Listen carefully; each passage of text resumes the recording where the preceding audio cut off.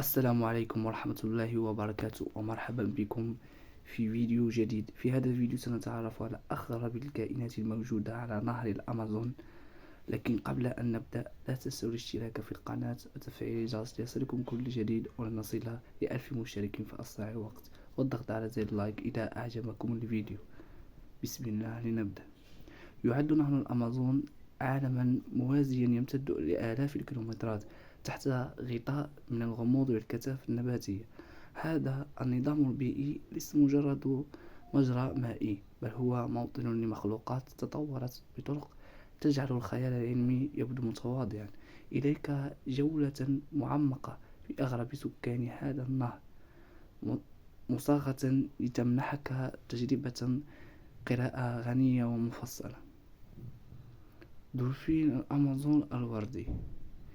خلافا للدلافين الرمادية الرشيقة التي نراها في المحيطات، يمتلك البوزو مظهرا غريبا ولونا ورديا فاقعا، ينتج عن تأكل الجلد مع تقدم العمر والأوعية الدموية القريبة من السطح. لماذا هو غريب؟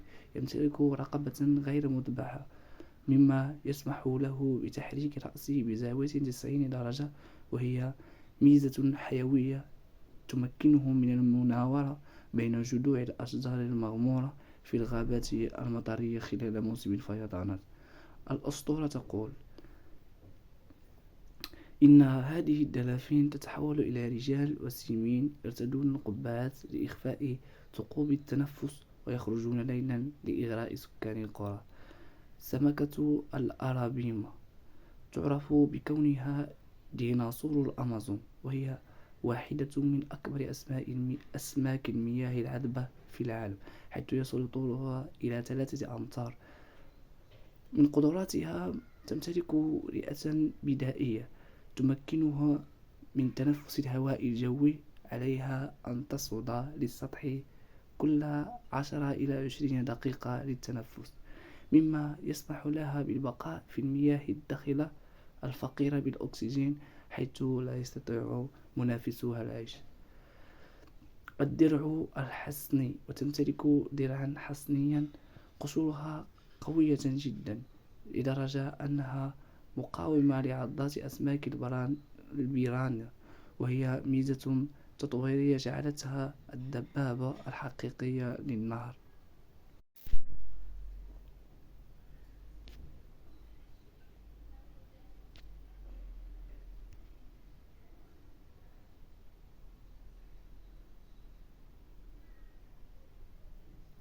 عن القيس الرعدي.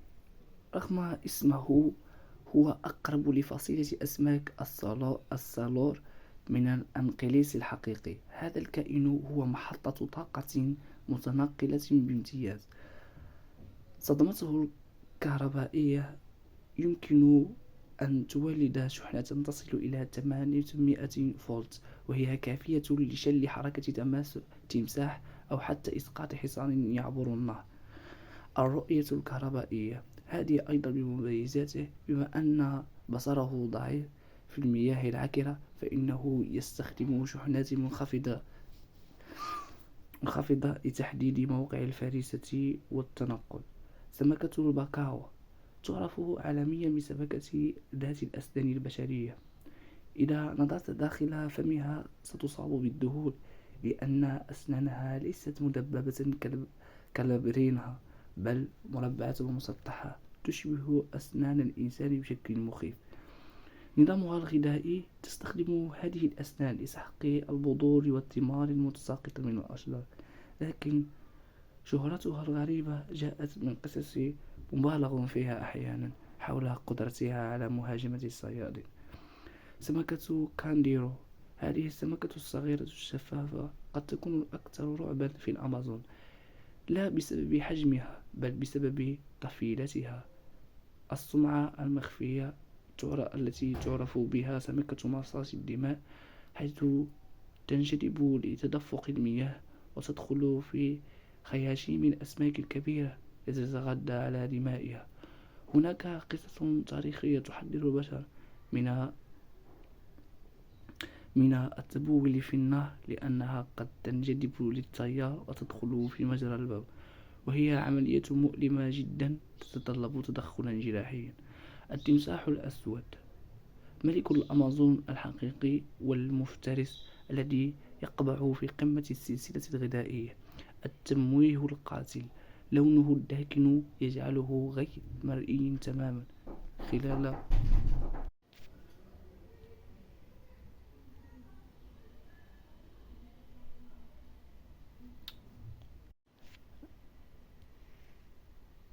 لونه الداكن يجعله غير مرئي تماما خلال الصيد الليلي. لا يكتفي بأكل الأسماك، بل يمكنه افتراس حيوانات الكبار وحتى دلافين الأمازون وتمساح الأمريكي الآخر البيرانها الحمراء. لا يمكن الحديث عن الأمازون دون ذكر هذه السمكة، ورغم أن السينما صورتها كوحوش تأكل البشر في ثواني، إلا أن الحقيقة مختلفة قليلا. سلوك القطع هي في الغالب كائنات كانسة تأكل الجيف، لكنها تصبح عدوانية بشكل مفرط فقط في مواسم الجفاف، عندما ينقص الغذاء ويقل منسوب المياه، حيث تتحول إلى قوة جماعية قادرة على تجريد فريسة كبيرة من لحمها خلال دقائق بفضل أسنانها المثلثة الحادة كالمشرط. سلحفاة ماتاماتا، إذا رأيتها من بعيد ستظن أنها مجرد قطعة من خشب الأشجار أو كومة من الأوراق الميتة. آلية الصيد تمتلك رأسا مسطحا غريبا وزوائد جلدية تساعد على التمويه بدلا من مطاردة الفريسة. تفتح فمها الضخم بسرعة البرق، مما يخلق ضغطا منخفضا يشفط السمكة داخل فمها بالكامل في جزء من الثانية. ويبقى السؤال: لماذا الأمازون غريبة إلى هذه الدرجة؟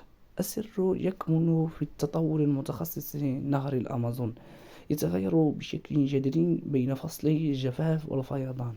والغابات التي تمشي فيها اليوم قد تصبح مغمورة ب10 أمتار من المياه غدا. هذا التقلب المستمر أجبر الكائنات على ابتكار طرق عيش فريدة: السموم والكهرباء، أعضاء تنفس بديدة، التمويه المفرط. وختاما، يظل نهر الأمازون أكبر مختبر طبيعي على وجه الأرض، وما ذكرناه ليس إلا قشرة بسيطة لما يخفيه هذا النهر العظيم في أعماقه. إذا وصلت لآخر الفيديو أتمنى منكم الاشتراك وتفعيل الجرس ليوصلكم كل جديد. والسلام عليكم ورحمة الله وبركاته، وإلى فيديو جديد إن شاء الله.